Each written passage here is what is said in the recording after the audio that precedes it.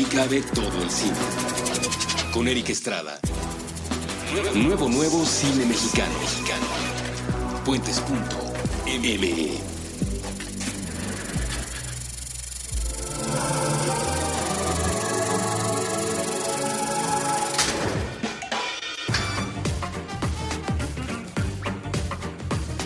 Hola, ¿qué tal? Vamos con la siguiente parte del cine mexicano presente en el Riviera Maya Film Festival. Si ustedes escucharon el episodio anterior del nuevo cine mexicano, sabrán que estamos volviendo a hablar de las películas que ahora están presentes en el Riviera Maya. Es decir, los directores que les presentamos ya estuvieron en los micrófonos de Puentes, en estos mismos estudios, y ahora están compitiendo en el Riviera Maya Film Festival para, llevarse el premio central. Habíamos hablado ya, antes de que se presentara aquí, con Carlos Miñón, con su gran proyecto Parque Lenin, que estuvo presente en el FICUNAM del año pasado, que había estado presente en Morelia, y rescatamos de este proyecto tan complejo y tan atractivo, rescatamos pues lo que pudimos, porque en realidad, como las otras pláticas que hemos tenido aquí con los directores, todo vale la pena, pero para que tuvieran un panorama un poco más general y supieran qué estamos viendo en el Riviera Maya, rescatamos estas partes de la plática que tuve con Carlos Miñón, director de Parque Lenin, y en la segunda parte de este episodio escucharán ustedes todo lo que Alejandra Márquez tuvo que decirnos alrededor de su película Semana Santa, una película muy peculiar, una película muy interesante también, a la cual, como a todos, les deseo muchísima suerte. Alejandra nos dice en dónde surge la idea de contar esta historia en Acapulco, con esos actores, con ese triángulo dramático tan particular y tan entretenido que presenta en Semana Santa. Ambas, repito, son películas que en este momento están compitiendo en el Riviera Maya Film Festival para llevarse el premio, y queremos que tengan este panorama antes de que se sepa quién se va a llevar el premio este año, y por supuesto de que más y mucho más contenido generado allá en el festival llegue hasta nosotros. Entonces los dejo con Carlos Miñón y con Alejandra Márquez, respectivos directores de Parque Lenin y Semana Santa. Carlos Miñón, Parque Lenin. Carlos, explícale a la gente qué es Parque Lenin, no la película, el lugar, el sitio, lo que pasa en Parque Lenin, Cuba. Sí, Parque Lenin es el centro de diversiones de La Habana. Imaginemos que es el Chapultepec de México.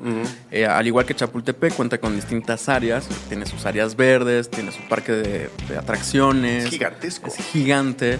Es un parque fundado por Celia, que fue parte de la revolución también. Antiguamente era el campo de golf, y después lo retoma el Estado y construye este centro de atracciones. Para todo mundo. Para todo mundo, en donde es gratuito el acceso, los juegos cuestan $1 cubano. Y, es muy accesible, en donde realmente vas a pasar una tarde divertida. Una tarde tranquila. Y junto con Itziar Limans deciden ahí hacer un documental. Sí, a partir de ese lugar, no necesariamente ahí, a partir de ese lugar. Sí, lo que pasa en ese lugar es que los hermanos Antoine, Yesuán y Carla, 3 hermanos cubanos, viven en Parque Lenin su último recuerdo juntos como hermanos. O sea que realmente es un momento que los unió, pero al mismo tiempo es un momento que los separa. En la historia se desarrolla como Antoine, que es el hermano mayor, viaja a Francia después de que su madre muere para estudiar canto lírico, mientras Yesuán y Carla se quedan en La Habana, en Cuba, reconfigurando un poco su familia, ¿no? También tienen una pérdida. Yesuán tiene 21 años, Carla 13 en ese momento, y el documental, a partir de la observación, vamos viendo como las distintas facetas que tiene Yesuán como adolescente y padre al mismo tiempo, mientras Carla como una niña que está en pleno despertar sexual, pero que al mismo tiempo evade la realidad que tiene con respecto a su madre. Mientras tanto, en paralelo, en el montaje, vemos a Antoine cómo se enfrenta a un país que lo rechaza de cierta manera para estudiar canto lírico. Él es negro, gay, y además le encanta la ópera, es un barítono bajo. Y es un medio que realmente es muy difícil acceder, ¿no? Sin embargo, él lo intenta, tiene una gran voz, y a lo largo del documental se va viendo cómo se desarrolla. Ok. ¿Cómo llegan a conocer a estas personas? ¿Cómo se enteran del caso? Y cómo deciden seguirlos y decir, aquí hay una historia que queremos contar y cuál es en realidad esa historia? Porque es muy interesante ver cómo se teje la historia entre los hermanos. Siempre es interesante conocer las motivaciones de las personas, lo que se deja y lo que se lleva uno cuando viaja, en este caso, a estudiar. Pero, ¿cuál es la otra historia que a ustedes les gustaría? En este caso, tú, no sé si Itziar venga al FICUNAM. Desafortunadamente no va a poder venir. Justo viene otro festival en Francia muy pronto, entonces decidimos que estuviera allá. Además está escribiendo su próximo guión de otra película que va a filmar y está ambientada justo en uno de los pueblos cerca de San Juan de Luz, en el País Vasco del lado País Vasco francés. ¿En qué te gustaría entonces que se fijara la gente a la hora de que vayan al FICUNAM a ver Parque Lenin? Sí, es muy interesante, retomando tu pregunta, o sea, cómo se dio la historia, cómo encontramos esta historia. Un amigo de Itziar viaja a Cuba, es pintor, y estaba haciéndole un homenaje a Reinaldo Arenas en las playas que visitaba Reinaldo, y él es un pintor que se dedica a estar a la intemperie 8 horas y pinta, ¿no? Y en ese momento es cuando Antoine lo ve, le llama la atención, que es uno de los protagonistas de la película, y en una conversación se enamoran. Y empiezan a salir, llevan ahí 1 mes, 2 meses, y en eso, como Tomás es amigo de Itziar, nos lo presenta y empezamos a ir a su casa, ¿no? Empezamos a conocerlo, empezamos a ser amigos. Itziar empieza en ese momento a tomar muchas fotos, ella es fotógrafa fija también. Y estamos hablando de La Habana. De La Habana, sí. Ellos viven en La Palma, que es uno de los barrios periféricos de La Habana. Y ahí empieza a hacer muchas fotos. Itziar me comenta y me platica como que siente algo entre esos hermanos, que quiere hacer algo con esos hermanos. En ese entonces todavía la madre vivía. Y de hecho, Itziar sirve un poco como el escudo de Antoine con Thomas, ¿no? Okay. Es decir, Itziar es como la falsa novia. Sí. ¿No? Y eso... Sí, porque antes de que sigas, y perdón que te interrumpa, en México todavía es complicado ser gay. Hay mucha gente que está sufriendo de persecuciones y de ataques y de señalamientos. En Cuba, desafortunadamente, es más difícil, ¿no? Hay una visión completamente diferente, pero igual de estigmatizadora sobre la comunidad gay. Entonces, todavía se tiene que recurrir a este tipo de juegos para tratar de ocultarle a los demás lo que uno es. Aunque ha cambiado muchísimo. Sí, claro. Ha cambiado bueno, Cuba está en constante cambio, lo vemos ahora. Ahora es mucho más radical, pero siempre que he ido a Cuba, las distintas veces, en distintos momentos, es muy diferente. Es un país diferente, sí, estoy de acuerdo. Y con respecto a la homosexualidad, sí es mucho más abierto socialmente. También con el Estado es mucho. Antes te podías ir a la cárcel. Antes todavía te podían matar. Incluso, ¿no? Sí. Antoine, yo creo que su caso era más una cuestión de que estaba harto de que lo juzgaran. Okay. ¿No? Y que todavía no tenía como ese valor de enfrentar a su madre para decirlo. ¿No? Y justo así empieza toda esta relación. Y bueno, obviamente con Yesuan y con Carla, con los hermanos más pequeños, empezamos a tener mucho más trato. Nos encantan ellos.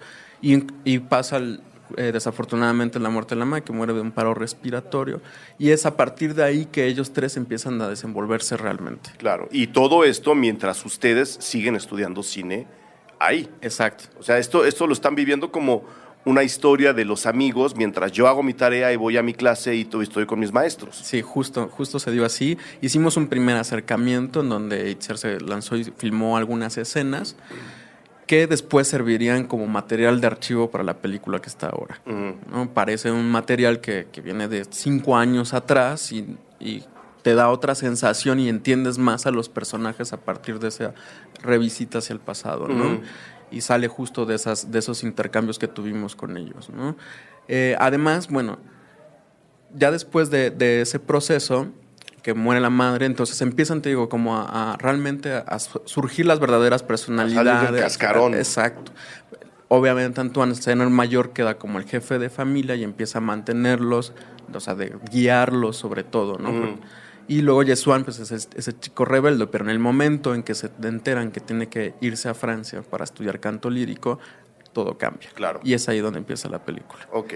Él se va contratado a estudiar, se va de manera legal o ilegal, o lo tenemos que dejar en misterio para la película. No, creo que no es un misterio porque se va acompañando desde el inicio. Él se va con todos los papeles en regla, gracias también a que Thomas, bueno, es francés, entonces le ayuda a entrar está estudiando en el Conservatorio de Besançon y justo está preparando sus exámenes para entrar al Conservatorio de París. Okay. ¿No? Y ese es el viaje que vamos a ir acompañando a Antoine. Okay. ¿No? Ahora, yo tengo una pregunta que a mí me inquieta mucho. Todo esto, como lo has contado, ya lo dejaste claro, va ocurriendo mientras ustedes están estudiando cine. Hay una tesis de por medio que ella te ayudó a fotografiar. ¿En qué momento deciden esto no va a ser nuestra tesis? ¿O les pasó por la cabeza en algún momento esto iba a ser la tesis y luego lo desecharon? ¿Cómo es que saltan esa valla y deciden guardarse esta historia que a lo mejor todavía no sabían cómo iba a terminar y decidir no va a ser parte de la escuela, va a ser un proyecto posterior a que terminemos la carrera? Sí, creo que lo teníamos muy claro en el momento porque era un proyecto que implicaba muchas más cosas que un proyecto escolar. O sea, nos involucraba personalmente a Itziar y a mí, muy, muy fuerte, y creo que es una historia tan íntima que incluso decidimos solo hacerla entre ella y yo. O sea, en rodaje solo somos nosotros dos, y el incluir a la escuela en ese momento o al equipo de producción como se tenía planteado en ese momento no iba a ayudar a que realmente fluyera la historia que queríamos contar. Eso por un lado, pero también por otro, era un documental y nosotros estábamos obligados, como estudiante de dirección, estaba obligado a hacer una ficción. Aunque él trabajara un poco de documental, tendría que haber escrito, o sea, entregué un guión, pues el que tenía que apegarme un poco, ¿no? Entonces, esos son como el par de razones que por eso no lo hicimos como parte de la tesis, sino más bien esperarnos, seguir investigando, seguir conviviendo con Antoine, Jesús y Carla, hasta que tuviéramos los fondos para poder realmente hacer la historia que queríamos, que es la que está ahora. ¿Y de dónde salieron esos fondos? Sí, justo lo que hablábamos de los proyectos híbridos, empezamos con muchas ganas y solo eso, sin dinero. Nos mudamos a San Juan de Luz, estuvimos allá trabajando en redes sociales y viendo qué es lo que podíamos hacer. Y es un pueblo pequeñito. Es un pueblo muy pequeño en Francia, justo en la frontera con España. Está muy cerca a San Sebastián. Sí, justo nos queda ahí a media hora. Y de allá estuvimos trabajando, entonces decidimos en ese momento hacer un crowdfunding con la plataforma de Ulule, que es una plataforma que también está en Latinoamérica, pero es mucho más como de proyectos europeos. Y fue muy enriquecedor el proceso porque tuvimos al lado un asesor todo el tiempo de siempre estar publicando. O sea, fue mucho más una asesoría de cómo utilizar las redes sociales y cómo van a ayudar las redes sociales a hacer tu película, ¿no? Claro. En ese momento solo teníamos planteado hacer la parte en Francia, o sea, trabajar solo con Antoine. Solo con un personaje. Solo con un personaje por los fondos que estábamos pidiendo. No podemos pedir tanto dinero porque no lo íbamos a conseguir. Y es de estos crowdfunding que si no consigues el 100%... Te quitan todo. Te quitan todo. Entonces, sin irnos a la segura, arriesgamos a lanzarnos con este crowdfunding. Conseguimos los fondos en el periodo que te dan. Y justo en ese momento, una productora mexicana se entera del proyecto gracias a distintos amigos que también estuvieron viendo y gracias a las redes sociales y nos dicen, ¿por qué no nos platican su historia? Y les platicamos la historia completa de Jesús y Carla también en Cuba con Antoine, hicimos un Skype y a partir de eso les interesó muchísimo y a la semana dijeron, bueno, nosotros les ponemos el rodaje en Cuba. Esa productora es Nómadas, que es la que representa Parque Lenin. Lo que te iba yo a preguntar, nombres. Y la cual agradezco muchísimo, dirigida por Santiago de la Paz y Lucía Díaz Álvarez, que no nos pueden acompañar, pero ellos se entusiasman muchísimo con la historia. Es una productora nueva, con mucho ímpetu, con muchas ganas. Además tienen otra película también cubana y están en desarrollo y están en una formación y tratando de sacar talentos emergentes, ¿no? Entonces, ellos ponen la siguiente parte. O sea, ellos de alguna forma sabían que tú podías contar la historia de los otros dos hermanos, o ellos lo sugieren, o tú lo habías sugerido a ellos, porque, estaba padre seguir nada más a Antoine, pero cuando ellos te ofrecen el rodaje en Cuba, ¿era porque te pidieron a los otros personajes, o tú lo habías propuesto como una posibilidad? Cuando Una vez que nos dicen que quieren entrar al proyecto, que empezamos a hacer pláticas, hicimos distintas sesiones de trabajo en donde presentábamos nuestra historia ideal o nuestras condiciones ideales. Claro. En donde pues incluía el viaje a Cuba. Todavía no planteábamos fechas en ese entonces, pero sí decíamos, para nosotros es importante ahorita estar con Antoine porque viene su proceso del Conservatorio de París.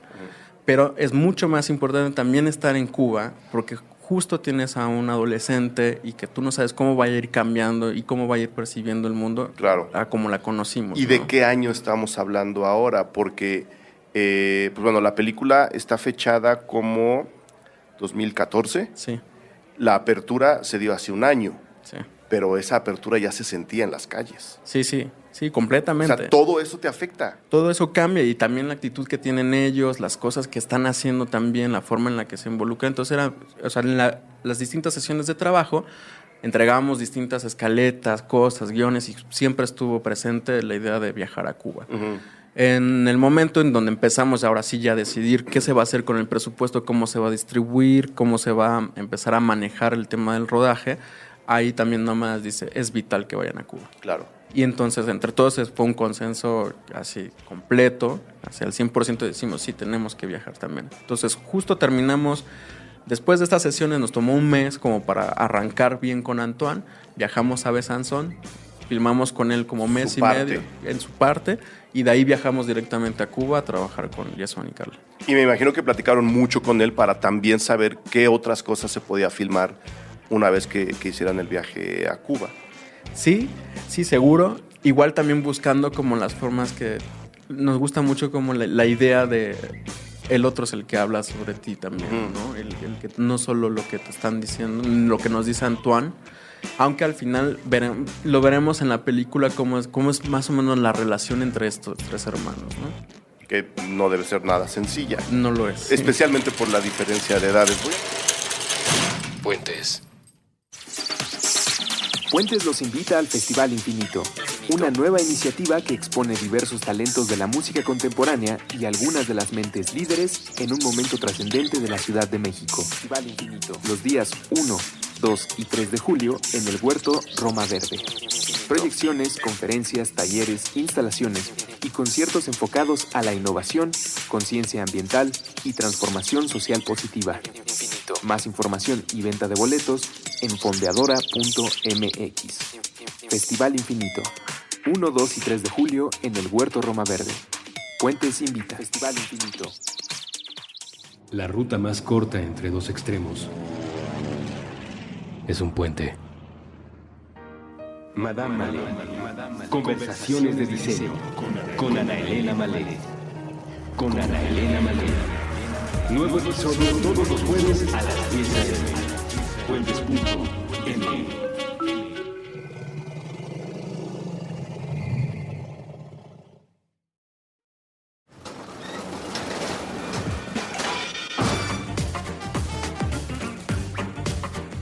En el momento que entramos a editar todo este material, ya estamos manipulando toda la realidad, ¿no? Claro. Pero justamente para decir algo, para tener un discurso ahí presente. Sin embargo, por eso mismo no ocultábamos muchas cosas. Por supuesto, todas las cuestiones que nos preguntaran acerca de él, les dábamos respuestas. Sin embargo, también no influíamos tratamos de no influir emocionalmente, porque en el material, incluso en la película se ve, hay mucha nostalgia, hay una necesidad de acercarse y demás, y la verdad es que eso se va encontrando y se va dando poco a poco, pero al interior, en el trabajo que tuvimos nosotros, estuvimos muy unidos, muy comunicados, siempre hablando y despejando todo lo que se pudiera hacer con sus hermanos, porque es algo que también ellos necesitaban saber. Claro. A pesar de que o sea, sobre todo eran preguntas que tenían que ver con, o sea, cómo se veía físicamente, porque al final solo tenían comunicación por teléfono. Por teléfono. ¿no? Entonces, a partir de ahí, y cuando vieron las primeras imágenes de él cantando, eso fue Que sorprendente. se las mostraron del material que ustedes habían registrado. Sí, una vez que terminamos la película hicimos como mientras filmábamos, hicimos una como mini edición del material que nosotros habíamos hecho en Francia y se los mostramos. Y fue sumamente emotivo. Y ahora no, ya me imagino. Y ahora que dices, estábamos manipulando la realidad para lanzar otro discurso, ¿Cuál es ese otro discurso? Está la historia de ellos, está el momento en el que se ven en Parque Lenin por última vez los tres reunidos. Tú mismo lo dijiste, es el punto donde se unen pero al mismo tiempo se separan. Y es la historia de esta familia rota en muchos sentidos, ¿no? Del padre no nos has hablado, por ejemplo. La madre falleció, el hermano se tiene que ir. ¿Cuál es ese otro discurso? ¿O ese otro discurso son todos estos? Yo creo que es una conjugación de todo lo que se puede encontrar en cada uno de los personajes como tales. Uh-huh. Pero creo que al terminar de ver la película te deja con varias reflexiones. Para mí lo más importante que uno puede empezar a desdeñar de la misma es que hay ocasiones que aunque parezca muy fuerte, hay cosas que tienes que abandonar para poder seguir tu camino, ¿no? Y eso es lo que le pasa a cada uno de ellos. Abandonan distintas cosas, que eso lo verán en la película, Uh-huh. y ya lo irán encontrando en ella, pero sí es como un camino directo que no es un abandono de que ya no me importa, ¿no? No. Todo lo contrario, sino estoy trabajando en ello para cuando lo vuelva a retomar con toda la fuerza, ¿no? Ok, pues bueno, el documental se proyecta dentro de FICUNAM. Estuvo antes en el Festival de Morelia. Va a haber algún festival en el futuro, no necesariamente en México, sino que ya los hayan llamado a presentar el festival, además del que ya nos comentaste. Sí, bueno, se estrenó se estrenó en Visión Durrell, en Suiza. Después de ahí viajó a Biarritz. Después estuvo en La Habana, que no pudimos ir, nos hubiera encantado, pero Hombre, a mí también me hubiera encantado ir. estar ahí, pero nos contaron de la proyección y la verdad es que fue una de las mejores proyecciones que nos han contado, la Uh-huh. verdad, de todo lo que sucedió en ella. Y bueno, después estuvo ahora sí en Morelia y ahora está aquí muy felices de que esté estrenándose en el FICUNAM, en el DF. La verdad es que para nosotros es importantísimo que se viera acá, Uh-huh. y más en un festival así. Después vienen un par de festivales confirmados ya, que bueno, no los avisaremos en su momento cuando cuando podamos confirmarlo. Cuando se pueda hablar, sí. Sí. ¿Cómo se está viendo Cuba a sí misma en el cine actualmente? Como dices, si uno tiene oportunidad de ir, yo tuve oportunidad de ir 2 años seguidos y de un febrero al otro, bueno, primero fui en abril y al año siguiente fui en febrero, justo después del anuncio de Obama, que digo, no ha pasado nada en realidad, pero la calle ya es otra. Y sin embargo no sé cómo se esté viendo la población cubana a sí misma en películas, incluso como esta. Te lo pregunto por lo que comentabas de la reacción que tuvo el público ante una historia como esta, que seguramente le ha pasado o le pasó a la mitad de la gente que estaba viendo, o más, que estaba viendo la película en ese momento en el cine. Sí, a mí me gusta esta película en ese sentido porque creo que es una película que no solo habla del que se va, sino de los que se quedan. Uh-huh. Y por lo general este tipo de películas solo se queda en uno de los lados. Y eso es muy importante que se muestre y que se haya vivido allá en Cuba, porque justo fue lo que arrojó las reacciones, ¿no? O sea, ya no solo vamos a ver idealizar la historia de las personas que se fueron o las familias que se fueron, sino también acompaña a la gente como yo que me quedo a verlo, ¿no? Entonces eso creo que es una dialéctica que jugó a favor de la película. Uh-huh. El cubano creo que está cambiando, bueno, el cine está creciendo muchísimo en Cuba este año. El año pasado les ha ido muy bien con distintas producciones que han realizado cubanos, y las historias que están contando es justamente este cambio que está teniendo la juventud y este cambio de cómo revitalizar la revolución. Claro, ¿no?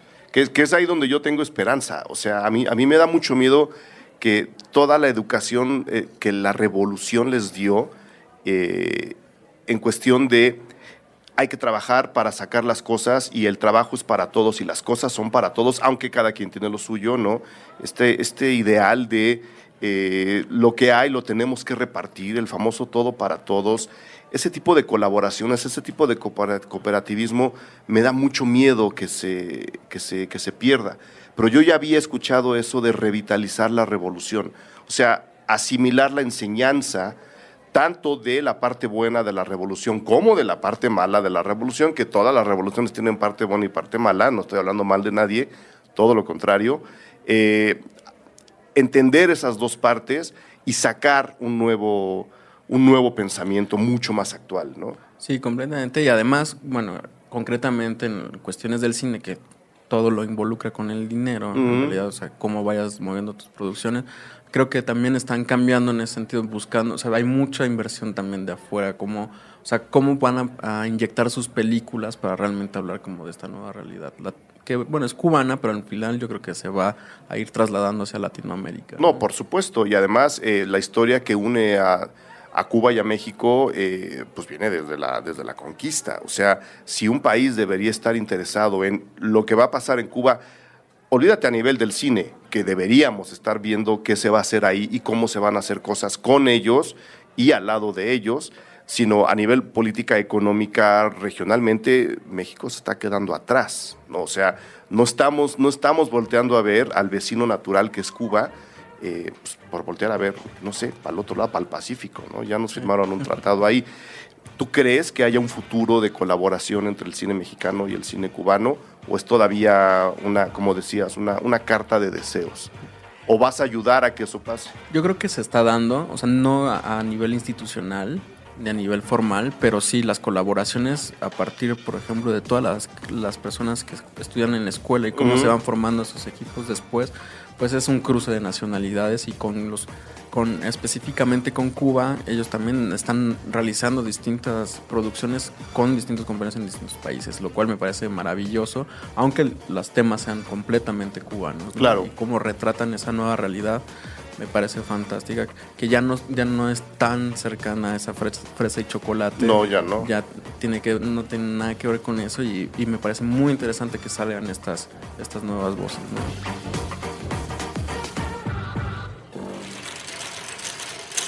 Puentes. El Museo del Objeto presenta la exposición Erotismos, la vida íntima de los objetos.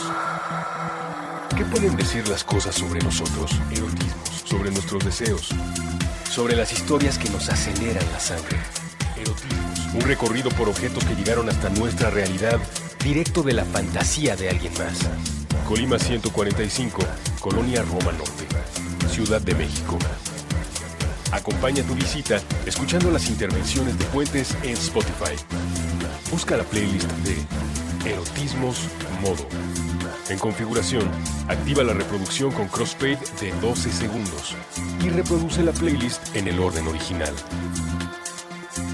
Erotismos, la vida íntima de los objetos.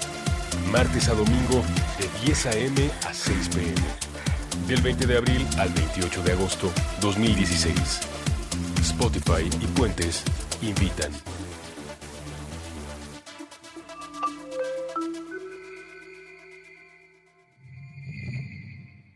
Un libro es un puente, una canción es un puente, una película es un puente, una computadora es un puente, un balón es un puente, un plato es un puente.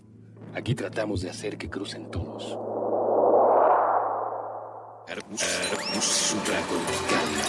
Aquí todos estamos locos. Con Rafael López. Nuevo episodio todos los viernes a las 8 a.m. Puentes.m. Puentes. Alejandra Márquez, Semana Santa. Semana Santa es la historia de Dali, que es una mujer de 30 y pocos años que se va a la playa de vacaciones con su hijo, Pepino, le dice ella, de 8, y su nuevo novio, que es Chávez, que pues tienen como una relación reciente. Se van a pasar los días de la Semana Santa allá y pues un poco la película narra estos días como resultan ser diferentes a lo que ellos hubieran pensado. A mí me interesaba que fuera en la Semana Santa.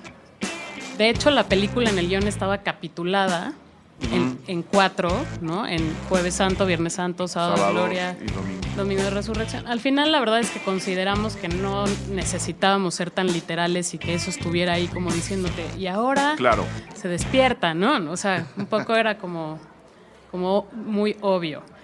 A mí me interesaba la Semana Santa, o me interesa, por la carga católica obviamente que tiene, y porque a mí me gusta, digamos, mi interés era hablar de cómo la gente trata de meter sus vidas en cajoncitos, ¿no? En formulitas, ¿no? Y cómo hacer a fuerza lo que se supone que tienes que hacer o lo que la sociedad te dice que tienes que cumplir. Y siento que el catolicismo no ayuda, pues, ¿no? Que solo como que abona un poco limita, a ¿no? estas presiones que sienten las familias y que siente la gente. Y me servía para hablar de la relación que tiene el niño con un personaje que está en off todo el tiempo, que es la abuela, y que cuenta un poco parte de la historia pasada, ¿no? De la familia. Que ahí no vamos a soltarle No, el estropeo a nadie, ¿no? Exacto. Y bueno, entonces, más o menos la película nos va dando el paso de los días por lo que ven en la tele, ¿no? Y por lo que dice el niño y por lo que la propia abuela le dice al chavo, ¿no?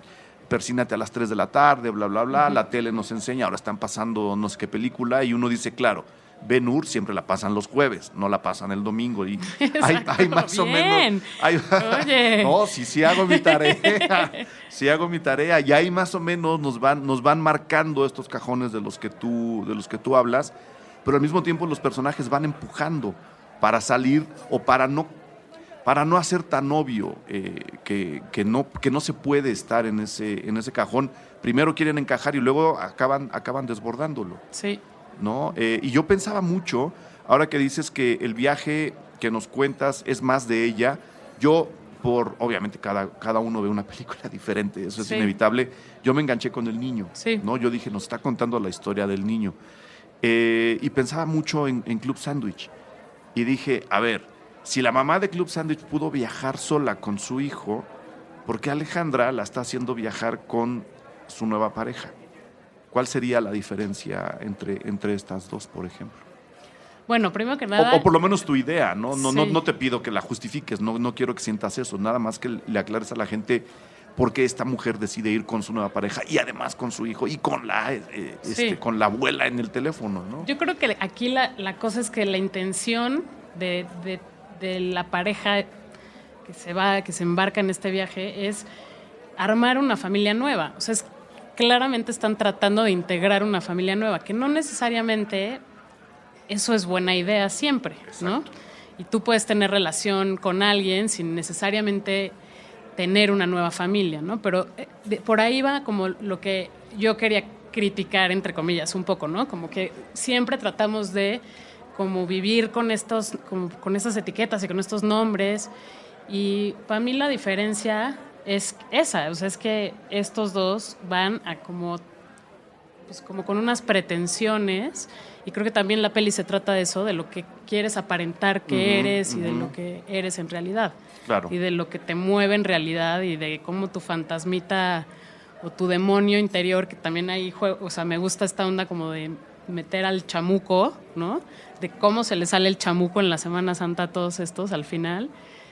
Y digamos, y sí, creo que esa es la diferencia principal, aunque Club Sandwich me ha perseguido en mis pesadillas, o sea, la verdad. O sea, ha sido, no soy el primero que te la menciona. No, y cuando estábamos a punto de filmar la peli, Club Sandwich se estrenó, creo. Yo la vi en el cine Tonalá. O compitió en Morelia o algo así, Sí, ¿no? en algún momento, y fui corriendo porque dije, a ver, ¿de qué se trata esta película? Yo estoy a punto de hacer lo mismo, ¿no? Casi. Digo, no, pero playa, niño, mamá, bla, bla. Y salí como súper tranquila y súper despreocupada. Dije, no, pues para nada es mi onda, esto es como una... No, están contando una historia diferente. Yo te lo preguntaba justo por eso, porque la gente puede ahora sí decir, pues mira, podemos tener una fórmula muy parecida, pero la historia camina en una dirección completamente diferente, que es lo padre del cine, ¿no? Sí. Y además es un ejercicio súper recurrente en las clases de guión. A ver, todos tienen un padre, una madre y un hijo, pero la tuya va a acabar aquí, la tuya escriban su guión. Exacto. No se trata de eso, no te lo quería mencionar a manera de señalamiento. No, está bien que me lo digas, porque así me puedo sacar mi... No, son películas completamente diferentes. Lo que Emke quiere contar es una cosa bien distinta. Y lo tuyo yo creo que sí acaba siendo una crítica muy poco escandalosa, lo cual a la figura de la familia nuclear y del matrimonio, no tenemos que vivir así para ser felices. De estos diálogos y de estas escenas que eran más largas y que acabaron saliendo en el montaje, ¿qué tanto había de esa crítica? ¿Era más clara todavía? Porque aquí me gusta que es sutil, es una crítica un poco aterciopelada, pero no por eso menos dura. ¿Qué tanto salió volando a la hora del guión incluso o del montaje a lo que tenemos ahora? No mucho en ese sentido. O sea, creo que era más como paja que redundaba en lo mismo que está. Yo tengo me da mucho repele cuando veo las cosas sobreexplicadas. Y de hecho peco de lo contrario, ¿no? Como que todo el mundo me decía, empújale un poquito así 2 pueblitos más lejos esto porque tú lo entiendes muy bien, pero la gente no lo va a entender. Pero cuando veo las cosas ahí como explícitas me da como... Es demasiado, sí. Entonces acabé como... Pues sí, tenía unos diálogos que para mí eran... Me gusta mucho escribir diálogos, ¿no? Me gusta el pimponeo entre los personajes, me gusta que hablen de nada, ¿no? Me gusta que hablen de lavar una toalla en vez de... Pero al pues, mismo claro, tiempo están hablando de algo. Es claro, pero tener una película de 2 horas, ¿no? Pues como que esos minutos que tiene, digamos, que cortamos... pues eran un poco redundantes y pajosos que la verdad la gente agradece que no estén. O sea, igual tú los extrañas, pero pues la gente... Tú como autor dices, ¿no? Sí. Tú como directora. Sí. Y ahora que nos dices menos es más y que sabemos que la película dura 83 minutos, muy efectivos, desde mi punto de vista, ¿cuánto duraba tu primer corte? Creo que estaba como en 2 horas, que no es mucho... Para un primer corte, primer no, corte. O sea, yo he sabido de primeros cortes de 3 horas y media, 4, sí. Sí, no, estaba bastante... También, mira, filmamos 4 semanas, que es nada, ¿no? Sí. Para una película de este estilo. Entonces, hubo muchas cosas que también pues, salieron de la peli en el propio rodaje, ¿no? Que era como, pues ya, porque mayo, Acapulco, huracanes, temblores, pues tenía que decidir, o filmas esto o filmas lo otro. ¿Les tembló? Nos tembló 2 veces, nos tuvimos como 3... Era como un making of, era como filmar un making of. Ahí había 2 películas. Sí, total. Había 2 películas. ¿Por qué Acapulco? Te lo pregunto, número 1, porque es ahora, en la situación en la que este país está viviendo, es una ciudad complicada, incluso para la gente que vive ahí, ¿no? Es una ciudad que se está yendo en picada por 1000 razones, que ahora no viene al caso explicar, a menos que quieras contarlo. Número 2... pues es un destino turístico en apariencia obvio para la gente que vivimos en esta parte del país, ¿no? Del centro hacia abajo. Pero juntando esas 2 partes, yo detecté cierto aire postapocalíptico que le acaba comunicando a la historia todavía un sentimiento extra de desolación, sin ser de nuevo una pesadilla. Sí. ¿Acapulco fue siempre la primera opción? Sí, Acapulco es el destino turístico más popular porque está muy cerquita y es muy barato ir. Sí. Un poco lo mismo pasó con la película, es muy barato ir a filmar ahí, es más caro ir más lejos, ¿no? Claro. Yo no quería que se sintiera que era Acapulco, quería que se sintiera como una playa mexicana, que todas tienen estos elementos que se repiten siempre, y quería una vacación latinoamericana, ¿no? Que creo que sucede igual en todos lados. Ahora, luego ya sí, a la hora de, digamos, ponerme creativa, pensaba que Acapulco pues sí es muy decadente, que tuvo esta época de glamour increíble, ¿no? Y ahora pues está súper venido a menos, y que eso sí era de cierta manera una metáfora de esta familia y de estos personajes, y que estaba bueno pues integrar eso a la peli, ¿no? Como el espacio.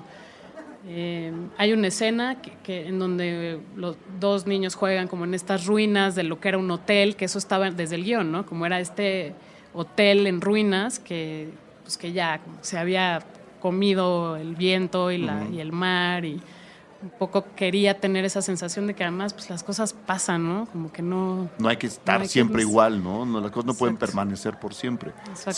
Se veía a la hora de estar haciendo la película, se veía ya este toque de dureza que le da haber rodado en Acapulco. Sí. Y yo creo que, todos los rodajes un poco se vuelven la película, de alguna manera se impregnan con la vibra de la película. Y pues estábamos además viviendo en el hotel donde pasa toda la acción, que tenía el agravante de que aloja como una sección del cuerpo de Policía Federal que está haciendo... La vigilancia. Pues sí, como supervisando los operativos en Acapulco. cosa que pues nos ponía como, te sacaba de tu lugar de confort, ¿no? Como que era estar ahí filmando entre gente armada que estaba caminando por los pasillos del hotel, y me impresionó mucho cómo se puede normalizar eso, cómo al final ya qué onda, o sea, cómo se vuelve parte de la vida y como para ellos es así, para nosotros fue así al estar ahí un mes conviviendo con esto. Y no sé, sí, pues yo en lo personal como que nunca había visto Caleta, no había disfrutado Caleta como aprendí a disfrutar Caleta. Es como una cosa religiosa ahora para mí, te lo juro, como que Caleta está en mi corazón. ¿Por qué? ¿Qué pasó? Pues nada, como que llegas muy como turista, ¿no? Y llegas y te muy por te encima, relacionas, digamos. Exacto, como que a ver, ¿a dónde vamos a comer? Y como que todo se vuelve como muy, no sé, te vas volviendo de ahí. Entonces empiezas a conocer los lugarcitos donde te puedes ir a echar unas chelas y a comer el ceviche de ahí, y empiezas a tener relación con la gente y no sé, fue como muy, muy linda esa parte, aunque sí ves en qué están, ¿no? Claro. Y ahora peor, nosotros estuvimos ahí hace año y medio y ahora pues está todavía Ahora debe estar más todavía difícil. peor. Ahora que nos cuentas esto de la extraña normalización de ese tipo de violencia, acá la presencia militar, policíaca o paramilitar siempre es violenta, ¿no? Totalmente. Se me ocurre pensar, por ejemplo, en lo que ocurre con el elevador del hotel, ¿no? Es un desperfecto con el que todo mundo aprende a convivir. Sí. Señores, pues el elevador se detiene de repente, no se espanten, esto va a pasar, ¿no? Pero hay algo mal ahí. Eso estaba en el guión, lo agregaron a la hora de entender esta normalización. ¿Cómo llega esta pequeña figura del elevador que a mí me hizo sonreír, pero luego dije, no, ¿por qué no se arregla eso, no? Sí. No sé si ya estaba ahí o apareció a la hora de rodar. Eso estaba en el guión, pero el hotel fue un poco de estos, como para elegir filmar ahí con todo y lo que implicaba eso, es que quedaba perfecto. El elevador del hotel no funcionaba bien. O sea, tenía una serie de cosas que como que resonaban con la película que pues no sé, para mí fue como inequívoco elegir ese espacio. Pero sí, pasaba, ¿no? Era un poco como que estar viviendo en una espiral donde se repetían los elementos de la película. Y luego el reparto, Alejandra, ¿cómo escogen a este trío de personajes en donde no hay un protagonista? Todos son protagonistas. Pues desde que yo estaba escribiendo el guión pensé en Ana José, que es amiga mía, ¿no? Que tengo una relación con ella y que yo no quería una actriz tradicional. Yo no quería, o sea, quería como ahí como buscarle, porque sentía que podía caer como en un lugar común que me daba repele de nuevo, Claro. ¿no? Como en esta cosa como de Tienes personaje mirando al horizonte en la playa. Exacto. O sea, era como, me daba flojera pensar en esas conversaciones de director-actor, ¿no? Entonces, Anajo tiene una energía súper distinta, creo que tiene una aproximación al mundo de la actuación muy diferente también. Platiqué con ella, le encantó la idea y empezamos a chambear ella y yo. Tenoch también, yo como que siempre me venía a la mente Tenoch. La gente me decía, ay, ya, Tenoch, Otra vez. Y yo, bueno, pero es que es él, Claro, ¿qué hago? ¿No? sí, No quiero... Y mucha gente que leía el guión se imaginaba como este Godínez, gordito, no sé. Y yo decía, no, tiene que ser un galanazo. Porque a ver, seamos sinceros, si ella es guapa, porque, o sea, no es que esté mal andar con nadie y no con otros, pero hombre, se merece un guapo de regreso, ¿no? Porque ¿en qué momento estamos diciendo no? Si es un personaje al que de repente el mundo se le va a venir abajo, tiene que traer bigote y usar corbata en la playa. No. Sí, o como que a los guapos son exitosos siempre, Claro. ¿no? Es como, Sí. como vincular obviedades, lugares, hacer como, no sé, me parece que justo quería poner en problemas a un guapo, ¿no? Claro. Porque es más divertido. Claro. No, y lo ponen en problemas varias veces, además. O sea, sí hay un regreso, el niño le da en algún momento un buen agarrón a Tenoch, ¿no? Le suelta un trancazo ahí muy bien acomodado, además. Hay un poco de este, no le voy a llamar venganza, pero esta revancha, que es una palabra más amable, del mundo femenino hacia el masculino, teniendo a un protagonista guapo que en el mundo del cliché debería ser exitoso y que continuando en el mundo del cliché debería ligar por todos lados, más estando en la playa. Había esa idea de decir, pues mira, de este lado, el niño que tiene un vínculo muy grande con su abuela y con su mamá, que son figuras femeninas y que todavía no alcanza a desarrollar su potencial masculino, le van a dar un par de trancazos al buen Tenoch. ¿Sí estaba esa idea ahí? Sí, digo, yo creo que de manera muy inconsciente, pero sí siento que estamos en un momento donde hay que aplicarla, o sea, donde hay que tomar estas pequeñas venganzas en las narrativas, ¿no? Claro. Las mujeres debemos contar historias y contar cosas que nos reubiquen y que reubiquen estos estereotipos un poquito en donde van, ¿no? Claro. Sí. Porque incluso cuando hay chance de ligar, las cosas se transforman, ¿no? Que es algo que también me gusta de la película, que dices, híjole, ahora resulta que, y a los 2 minutos, no, pues no. O sea, sí le estás dando la vuelta todo el tiempo. Y luego está el niño, Pepino. Pepino fue un proceso muy largo de casting, como es siempre con los niños. Yo de nuevo no quería un niño actor porque creo que eso es un oxímoron, creo que no existen los niños actores, ¿no? Todos los niños son actores. Exacto. Entonces queríamos buscar a alguien un niño que fuera, digamos, que no fuera actor. Aunque también casteamos a algunos niños actores. Llegó de pronto Esteban, que es este chavito que aparece en la película, que más bien es cantante de rancheras, ¿no? Su hermanito estuvo en uno de estos programas como de concurso de cantantes, no sé, como The Voice o estos de México. Aficionados, ¿no? Exacto. Y como que se volvió famosito su hermanito y él se quedó ahí medio colgando, ¿no? Y es el que mejor canta de la familia, puedo decirlo. Hicimos pues ahí como unas pruebas con él y a mí me encantó que cantara rancheras. O sea, me fascinó porque eso tenía como un coraje, como algo de enojo adentro que a mí me parecía que le iba muy bien al personaje, ¿no? Sí, como un preadulto, ¿no? Exacto. Un preadulto que a mí, fíjate, y una vez más, un poco mi trabajo es comparar películas, ¿no? Esa es un poco mi chamba. A la hora de haberme enganchado yo con el niño y de seguir la historia más desde sus ojos, yo también pensaba en Abel, de Diego Luna. Decía, este va a acabar diciendo qué y cuándo pasa lo que tiene que pasar con la familia. ¿Querías eso? Si es que pasa, no le estamos contando la película a nadie. Sí, yo lo que quería que sucediera es que hubiera un intercambio de roles, ¿no? Porque también creo que eso sucede mucho en las dinámicas familiares, donde uno toma, o sea, aparentemente uno es el papá y uno es el hijo y uno es la mamá y de pronto ves que funciona en realidad de diferente manera, ¿no? Y que el que tiene que cuidar es el cuidado y viceversa. Entonces un poco quería que eso sucediera y eso estaba en el guión. Pero con Esteban además tuve la gran fortuna de, bueno, o no sé. Ya, no sabemos, la película ya está hecha. Sí, que tuvo como que armó una relación con Anajo muy fuerte.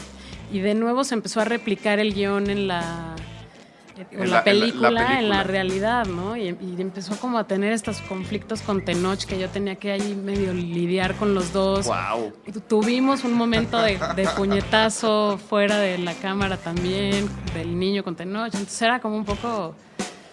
Sí, como que se le confundió un poco la realidad con la ficción. Creo que eso jugó a mi favor, pero... Exactamente, ya te había dicho que es impagable lo de los 3 editores. Ahora este conflicto donde la realidad no traspasa las fronteras que el director quiere, pues también es un poco impagable. Creo que le funciona muy bien a los dos personajes. No, porque Tenoch también es un actor que sabe que eso está ocurriendo y sabe por qué está ocurriendo. Creo que también lo consiguió transmitir muy bien hacia la película. Entonces ya tienes 2 impagables. 2 impagables. Cine Garage. Aquí cabe todo el cine. Con Eric Estrada. Nuevo cine mexicano. Puentes.me